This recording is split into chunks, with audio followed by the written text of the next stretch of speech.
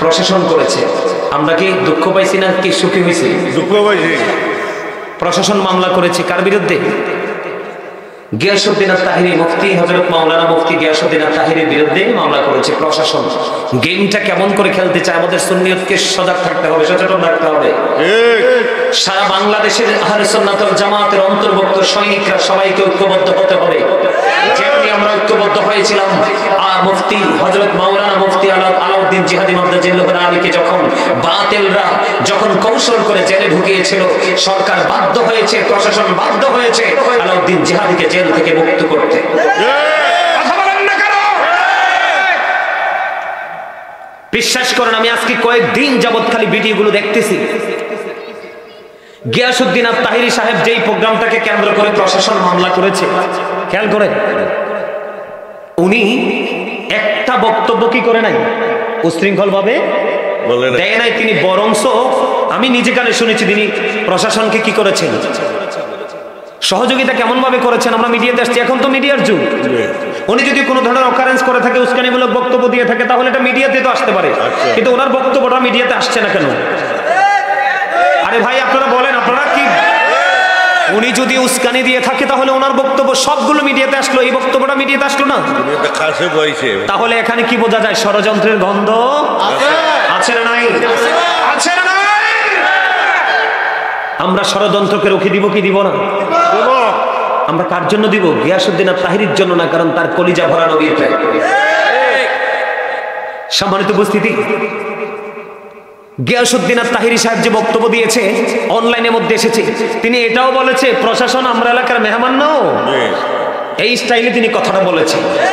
একজন আলোচক, একজন স্কলার, একজন বক্তা যদি প্রশাসনকে, আর উনি তো প্রশাসন বান্ধব মানুষ, যেই প্রোগ্রামে যায় আমি দেখছি প্রশাসনকে তিনি অনেক বেশি অনার করে।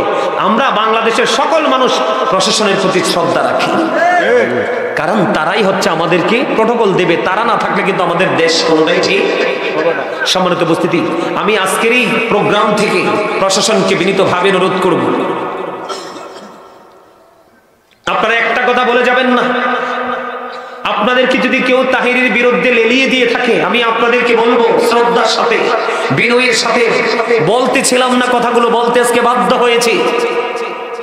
প্রশাসনকে বলবো, যাদের যদি আপনারা, যাদের ইশারা আমরা যাদেরকে মিন করে কথাগুলো বলছি, তাদের ইশারায় যদি আপনারা গিয়াসউদ্দিন আত-তাহিরির বিরুদ্ধে ষড়যন্ত্র মামলা দিয়ে থাকেন, আপনারা আলাউদ্দিন জিহাদের সময় কি হয়েছিল সেটা একটু মনে করবেন, ওটা একটু আপনারা খেয়াল করবেন, টেকেল দিতে পারবেন না।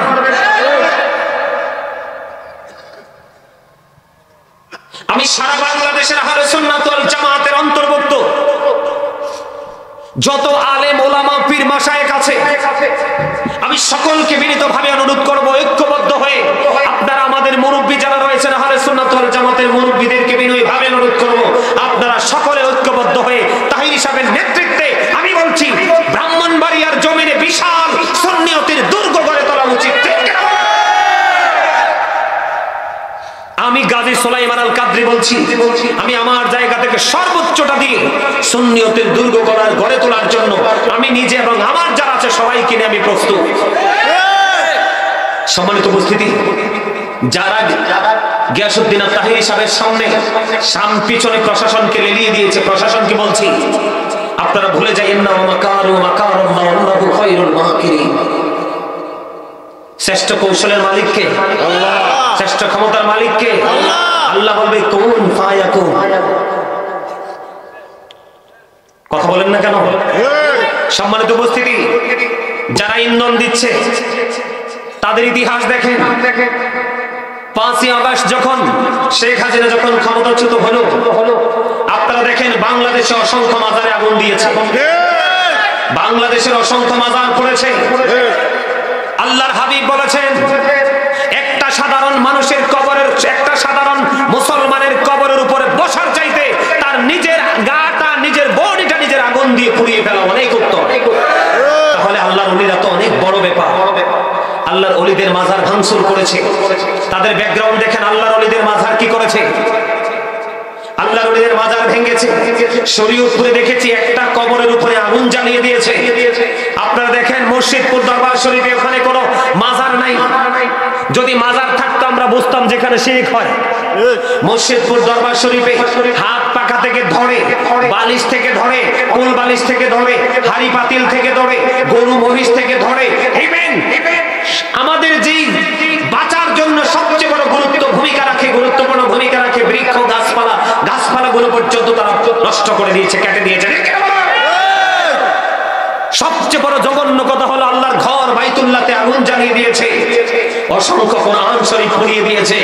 আপনারা প্রশাসন যদি তাদের ইন্ধনে যদি আপনারা বেঁচে থাকেন, আপনারা মনে রাখবেন সুন্নি জনতা ধৈর্য ধরে আছে, চুপচাপ ধরে আছে। আপনাদের প্রতি শ্রদ্ধা রেখে বলছি, আপনারা এখনো নিজের ভুলটা আপনারা নিজেরা বোঝেন। কারণ বাংলাদেশের অবস্থা এমনিতেই ভালো। আপনারা দেখেন বাইতুল মোকাররমের মতো পবিত্র জায়গা জোতা ছোড়াছুড়ি করেছে ওরা। কথা বলেন না কেন? ওরা নাকি আবার রাষ্ট্র পরিচালনা করবে। এরা নাকি আবার রাষ্ট্র পরিচালনা করবে, রাষ্ট্রের কর্ণধার হবে।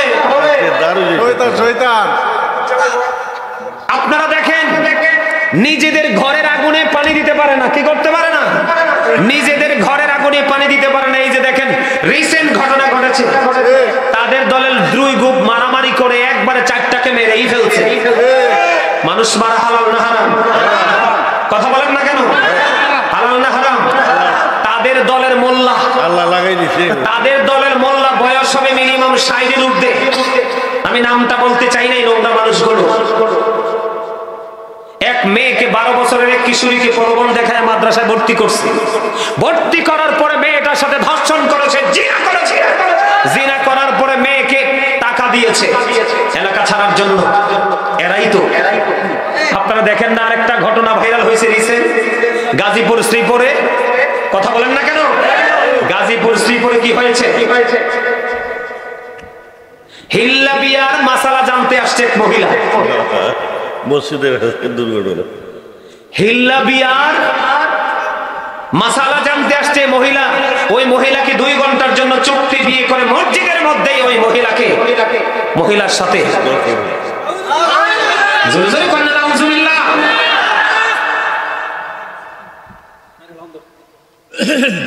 প্রশাসনকে বলছি আপনারা ওই দিকে নজর দেন।